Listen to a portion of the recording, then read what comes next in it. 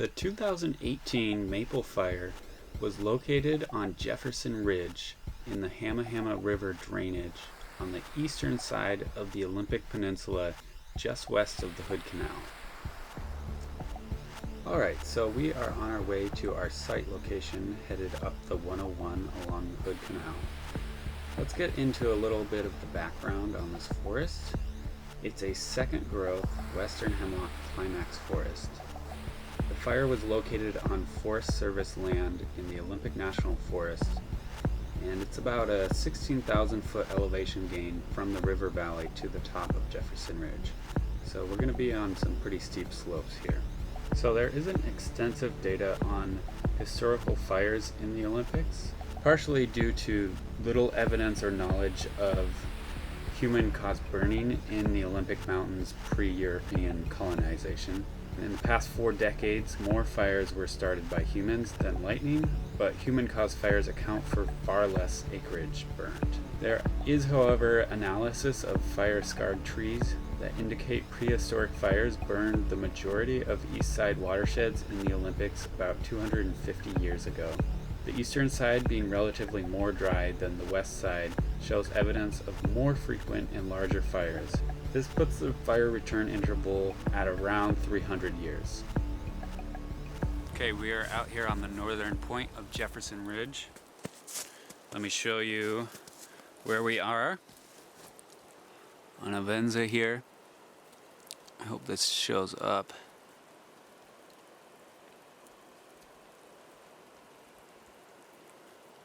And so you can see here in between these shaded dark areas has been measured as a high severity that I use through GIS, georeference mapping, using aerial images before and after the burn. So we're just here on the northern point on just the edge of a pretty intensely burnt area.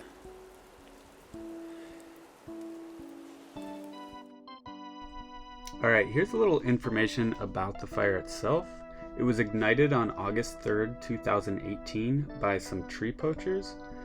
The poachers were trying to cut down a maple tree and found a hornet's nest near the base of the tree. In order to remove the nest, they sprayed it with insecticide and gasoline and lit it on fire. Unfortunately, they failed to extinguish the fire and it spread.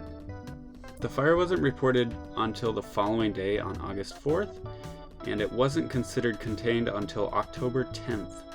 And it continued to smolder until seasonal rains extinguished it in November. The fire ultimately burned 3,300 acres and cost approximately $4.2 million.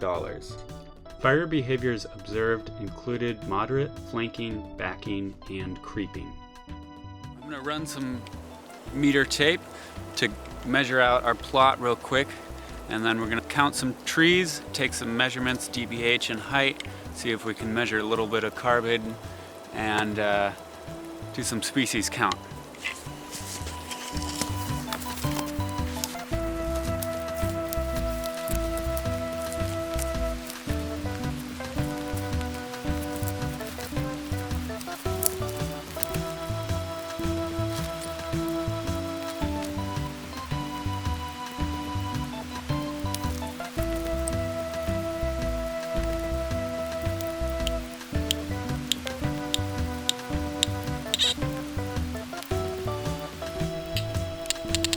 So here's the cedar core, and unfortunately I left all my cores on the mountain, so this is the best image we got to look at. I was hoping to see some extensive growth after the fire, but it doesn't look like this tree experienced that.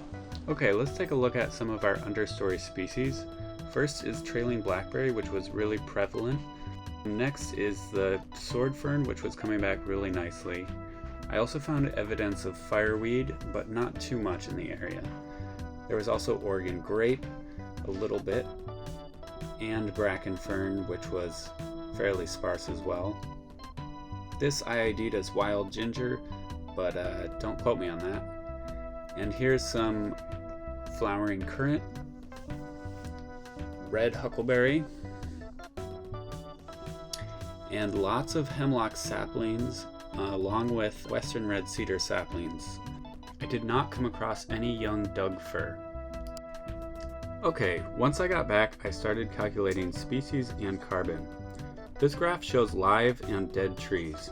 I counted 11 live Doug fir and 1 western red cedar. I will also note that the big leaf maple was dead, but it had multiple suckers coming off the base. This next graph shows biomass and carbon for live trees in megagrams per hectare. The total came out to 334 megagrams per hectare of carbon. This last graph shows the mass and carbon of dead trees and snags, also in megagrams per hectare. The final carbon count came out to 246 megagrams per hectare. This calculates out to a total of 580 megagrams per hectare of above ground carbon in live and dead trees.